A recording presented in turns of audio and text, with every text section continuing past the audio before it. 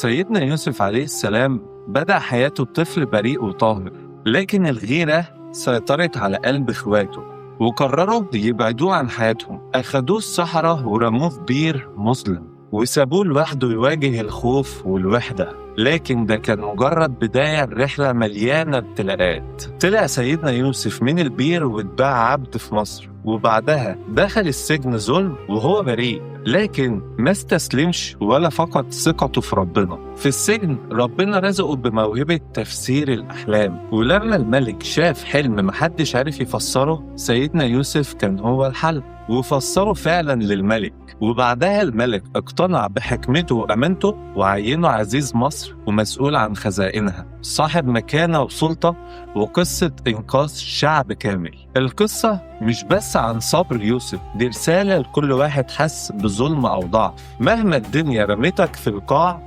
ربنا قادر يرفعك فوق كل اللي ظلموه ويخلي منك شخص أعظم مما كنت تحلم بيه. وبس كده، كل سنبوسك واشرب مية في أمان الله.